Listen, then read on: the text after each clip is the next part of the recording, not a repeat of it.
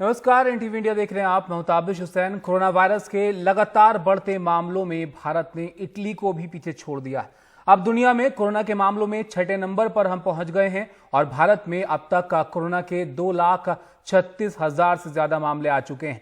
24 घंटे की बात करें तो सबसे ज्यादा 9,887 नए मामले सामने आए हैं और इस दौरान 294 मरीजों की मौत भी हुई है। ये 24 घंटे के आंकड़े हम आपको बता रहे हैं। तो हालात कुछ ऐसे हैं कि तेज रफ्तार से जो मामले हैं वो बढ़ रहे हैं। रिकवरी रेट की बात करें तो 48.20 है। ग्रोथ रेट 4.17% का है। लेकिन 24 घंटे में हर रोज एक नया रिकॉर्ड बन रहा है नए मामलों के मामले में, और ये चीज काफी फिक्र बढ़ा रही है। हमारे साथ आज खास मेहमान गुलेरिया साहब जुड़ गए हैं, एम्स के डायरेक्टर। गुलेरिया साहब, स्वागत है आपका हमारे साथ इस शो में। हर हफ्ते जब आपसे बात होती है तो इस बात से शुरुआत होती है कि अभी जो स्थिति है वो किस तरीके की है। हर रोज हम देख रहे हैं बड़ी तादाद में नए मामले सामने आ रहे हैं। क्या ये कम्युनिटी ट्रांसफर की तरफ हम बढ़ रहे हैं डॉक्टर साहब? तो आपकी बात सही है कि कई जगह पे केसेस जो हैं वो बढ़ रहे हैं और हम देख रहे हैं कि रोज मामले बढ़ रहे हैं। अगर हम इसको दो भाग में देखें कि सारे देश में क्या हो रहा है और हॉटस्पॉट्स में क्या हो रहा है, और सारे देश में देखें तो कई डिस्ट्रिक्ट्स ऐसे हैं जहाँ पे जो केसेस हैं वो इतने ज़्यादा नहीं हैं। कई डिस्ट्रिक्ट्स ऐसे हैं जहाँ केसेस कम हो रहे हैं। लेकिन अगर हॉटस्पॉट्स की हम बात करें, वहाँ पर केसेस बहुत ज़्यादा बढ़ रहे हैं और वही कंट्रीब्यूट कर रहे हैं 80 से 90% केसेस में। इसलिए मेरा ये मानना है कि वहाँ पे लोकल कम्युनिटी ट्रांसमिशन हो सकता है और हमें वहाँ पे ज़्यादा ध्यान रखने की ज़रूरत है, क्योंकि अगर हमें केसेस कम करने हैं तो हमें इन्हीं क्षेत्र जहाँ पे ये ज़्यादा केसेस हैं, जैसे कि बड़े शहर है, मुंबई है, दिल्ली है, अहमदाबाद है या और कई बड़े शहर हैं, वहाँ पे जहाँ केसेस बढ़ रहे हैं वहाँ पे खास एग्रेसिव एक्शन की ज़रूरत है। तभी ये केसेस जो हैं वो पूरे देश में कम हो पाएंगे। गुलेरिया साहब, एक बात ये भी है कि दिल्ली की अगर हम बात करें तो ये मामला पिछले कुछ दिनों से देखने को मिल रहा है कि अस्पतालों में जब लोग पहुंचते हैं तो वहां पर बेड की कमी है, एक बड़ी समस्या है। और एक प्रॉब्लम ये भी है कि जो सिम्टम्स हैं वो कम नजर आ रहे हैं लोगों में। ऐसे में सलाह दी जा रही है कि आप घर पर ही रहिए, होम क्वारंटीन हुई। क्या ये कारगर है? घर पर रहना ठीक रहेगा उन लोगों के लिए जिनको थोड़ा बहुत शक है कि वो शायद संक्रमित हो सकते हैं? बिल्कुल, तो हम दो चीज़ें इसमें देख रहे हैं। एक चीज़ यही है कि जो हम कह रहे हैं होम आइसोलेशन, क्योंकि जो पेशेंट जो पॉजिटिव है उसको हम आइसोलेशन कहेंगे, क्वारंटीन नहीं कहेंगे। जी। तो हमारा ये मानना है कि अगर हम आज पुराने हम अपना एक्सपीरियंस देखें और ग्लोबल एक्सपीरियंस भी देखें, तो स्पेशली जो लोग जिनकी उम्र कम है, जिनको माइल्ड सिम्टम्स हैं और जिनको कोमॉर्बिडिटीज़ नहीं है, 90 से 95% से ज़्यादा चांसेस हैं कि वो बिल्कुल ठीक हो जाएंगे। मैं तो कहूँगा 98% चांसेस हैं कि उनको कुछ नहीं होगा, और हम ये देख रहे हैं। और इसीलिए इन लोगों को जो है हॉस्पिटल में रहने की इतनी ज़रूरत नहीं है, क्योंकि ये अननेसेसरीली हॉस्पिटल के बेड्स जो हैं वो ब्लॉक करेंगे और ज़्यादा बीमार पेशेंट जिनको हॉस्पिटल के बेड चाहिए उनको ये मिल नहीं पाएंगे। तो इसलिए जिनको जी। माइल्ड सिम्टम्स हैं, जिनके चांसेस हैं कि उनको ज़्यादा सीरियस बीमारी नहीं होने वाली, वो होम आइसोलेट कर सकते हैं। लेकिन इसमें एक ज़रूरी चीज़ है कि उनको पूरा ये आइडिया होना चाहिए कि होम आइसोलेशन हम कैसे करें, क्योंकि ये इन्फेक्शियस भी हैं। तो अपने घर में ये आगे इन्फेक्शन ना फैलाएं। तो जो हम आइसोलेशन के जो नियम हैं, जो मिनिस्ट्री की वेबसाइट पे भी हैं और जो हम बार बार बात कर रहे हैं कि अलग कमरे में रहें, बाथरूम अगर अलग है उसको यूज़ करें, मास्क हमेशा लगाएं, सोशल डिस्टेंसिंग घर के अंदर रखें और लोगों से ना मिलें, और खाने भी अलग खाएं और खाने के बर्तन अलग रखें, उनको अलग साफ़ करें। ये सब नियम अगर वो पूरी तरह से उनका पालन करेंगे तो इन्फेक्शन घर में भी नहीं होगा और ये लोग जल्दी ठीक होंगे। आप ये देख लीजिए कि एक व्यक्ति जिसको माइल्ड सिम्टम है वो वैसे बिल्कुल ठीक है, अगर अस्पताल में उसको रहना पड़ रहा है और वो अकेले वहाँ बैठा है कमरे में, सब लोग पीपी डाल के उसको देख रहे हैं, उसकी मानसिक स्थिति क्या होगी? उसके ये मुकाबले डॉक्टर में गुलेरिया, आप ये बात पहले भी बताते रहे हैं कि ज़्यादातर लोग ठीक हो जा रहे हैं। तो उस लेवल पर ज़्यादा आपको ये सोचने की ज़रूरत नहीं है कि अगर आप पॉजिटिव हो भी जा रहे हैं तो आप बहुत ज़्यादा खतरे में हैं। लेकिन ये लोग करियर भी हो सकते हैं, ये भी आप साथ साथ बताते हैं। कई सारे सवाल हैं, इस पर हम इस पूरे अपने खास शो में बात करेंगे। और हमारे साथ कॉलर भी जुड़ रहे हैं जो कि सवाल पूछना चाहते हैं। अशफाक हमारे साथ मौजूद हैं कटरा बाजार गोंडा से। अशफाक, पूछिए, क्या सवाल पूछना चाहते हैं आप?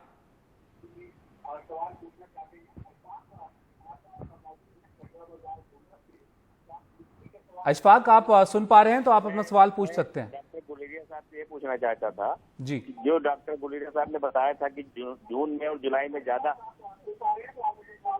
हाँ, सवाल मैं पूछ रहा हूँ। जी।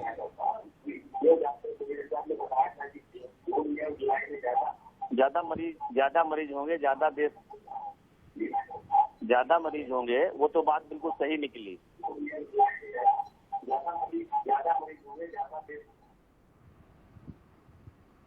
अशफाक, आपने टीवी का आवाज कम कीजिए और सीधे आप सवाल पूछिए, हम आपको सुन पा रहे हैं फोन के जरिए। कहा है आज कि 2 महीने में वैक्सीन आ जाएगी, तो क्या? हाँ, जो डॉक्टर गुलेरिया साहब ने कहा है कि 2 महीने के अंदर अंदर वो वैक्सीन आ जाएगी, तो ये क्या हमारे देश में संभव है कि 2 महीने में हमारी वैक्सीन आ जाएगी? डॉक्टर गुलेरिया, वैक्सीन को लेकर लोगों में अभी भी इंतजार है या कहें कि फिक्र है, कब तक का वैक्सीन बन पाएगी? वैक्सीन बनने में अभी टाइम लगेगा, क्योंकि हम जैसे मैं पहले भी कह चुका हूँ, वैक्सीन बनने में कई स्टेप्स हैं, कई कदम होते हैं। एक कदम तो यही है कि वैक्सीन एक इफेक्टिव वैक्सीन हम बना पाएँ। उसके बाद ये देखें ह्यूमन ट्रायल्स में कि वो वैक्सीन एफिकेशियस है, वो प्रोटेक्शन भी देती है। ऐसी वैक्सीन बनाने का फ़ायदा नहीं है जो आपको प्रोटेक्ट ही ना कर पाए या बहुत कम प्रोटेक्शन दे। फिर तीसरी चीज़ ये है कि वैक्सीन सेफ़ होनी चाहिए। जब हम इतने सारे लोगों को जो स्वस्थ हैं उनको वैक्सीन देंगे, तो वैक्सीन से साइड इफ़ेक्ट नहीं होने चाहिए। और पुरानी कई वैक्सीन हैं जो बन नहीं पाई क्योंकि उनके साइड इफ़ेक्ट्स ज़्यादा थे। कई वैक्सीन ने बीमारी को एक्चुअली और बढ़ाया था रादर देन प्रोटेक्ट किया था। जब ये दोनों चीज़ें हो जाएगी कि एक इफेक्टिव वैक्सीन हम कर पाते हैं और वो सेफ भी है, तब उसकी मास प्रोडक्शन करनी पड़ेगी। हमें लाखों डोजेस चाहिए। हमारी जो आबादी है उसके लिए, सबको अगर वैक्सीनेट करना है तो उसके डोजेस जो है मास प्रोडक्शन करनी पड़ेगी। उसके लिए भी टाइम लगेगा। तो मेरा ये मानना है कि वैक्सीन शायद इस साल मुश्किल ही आ पाएगी। अगले साल तक ही शुरू में ही ये वैक्सीन हमारे पास आ पाएगी। राजीव हमारे साथ जुड़ गए हैं, दिल्ली से सवाल पूछना चाहते हैं। राजीव, पूछिए अपना सवाल। डॉक्टर साहब, मेरा आपसे प्रश्न है और मैं पूछना चाहता हूं कि जब एक पेशेंट आता है उसका क्या क्या सैंपल लिया जाता है, जैसे ब्लड हो गया या गले में लार इत्यादि, और उसके बाद उसे लैब में रिसर्च के लिए भेजा जाता है, तो वहां पे कितना समय लगता है उसकी रिपोर्ट आने के लिए? तो अगर हम देखें, दो हम टेस्ट करते हैं। एक तो टेस्ट है कि डायग्नोज करने के लिए कि आपको कोविड इन्फेक्शन है या नहीं।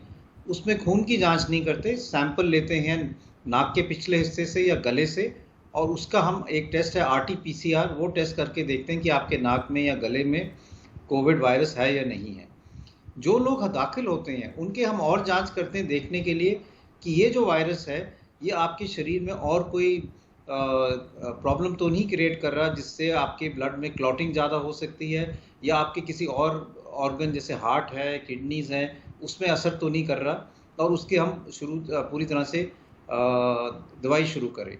हम ये भी देखते हैं मॉनिटर करके कि ऐसा तो नहीं कि आप जिनको अगर अभी माइल्ड केस है, मॉडरेट या सीवियर की तरफ तो नहीं जा रहे, अगर ऐसा है तो हम दवाई जो है वो बढ़ाएं, जैसे हम कहते हैं प्लाज्मा दें या और कई नई दवाई शुरू करें, जिससे आप जो है सीरियस डिजीज की तरफ ना बढ़े। डॉक्टर गुलेरिया, इस टेस्ट के बारे में जो प्रोसीजर आप बता रहे हैं, इसमें ज़्यादा से ज़्यादा कितना वक्त लगता है? क्योंकि अभी हम देख रहे हैं काफ़ी वक्त लग रहा है जो रिपोर्ट्स हैं वो आने में।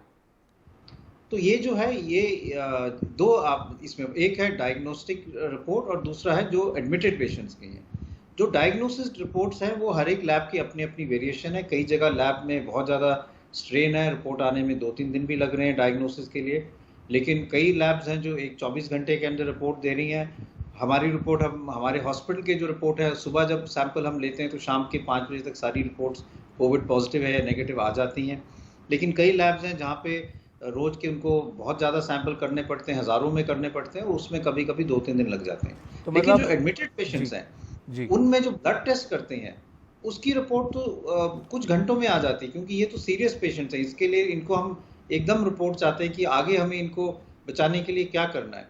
तो एक हो गया डायग्नोसिस पॉइंट ऑफ व्यू से जिसकी हम बात कर रहे हैं, और दूसरा हो गया मॉनिटरिंग और ट्रीटमेंट पॉइंट ऑफ व्यू से जो हॉस्पिटल के एडमिटेड पेशेंट्स में होता है। मतलब डायग्नोसिस में आपको उम्मीद करनी चाहिए, अगर आप टेस्ट कराते हैं तो एक दिन के अंदर या 24 घंटे के अंदर आपको ये पता लग जाएगा कि आप पॉजिटिव हैं या पॉजिटिव नहीं है। उसके बाद के आगे प्रोसीजर जो होते हैं वो हॉस्पिटल फॉलो करते हैं।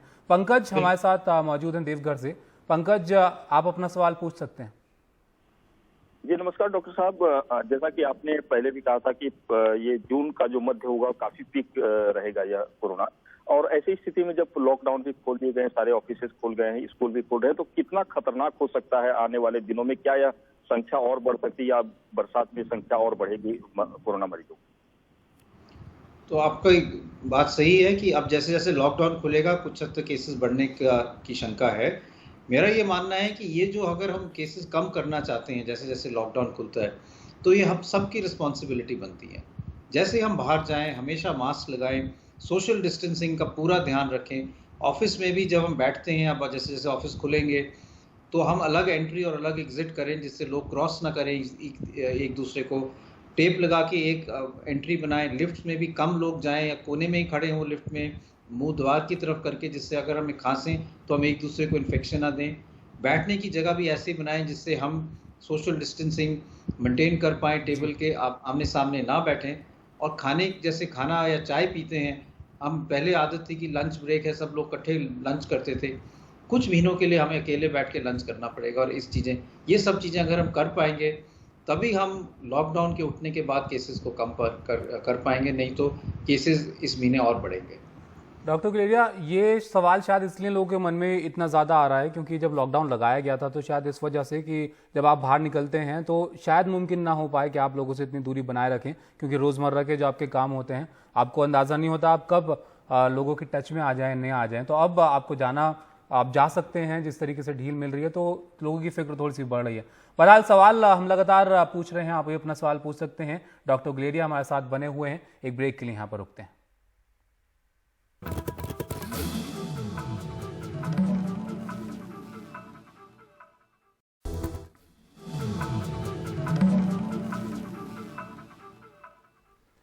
ब्रेक के बाद आपका स्वागत है हमारे इस खास पेशकश में। डॉक्टर गुलेरिया हमारे साथ मौजूद हैं, आप अपने सवाल पूछ सकते हैं। शाश्वत ओझा रांची से हमारे साथ मौजूद हैं इस वक्त।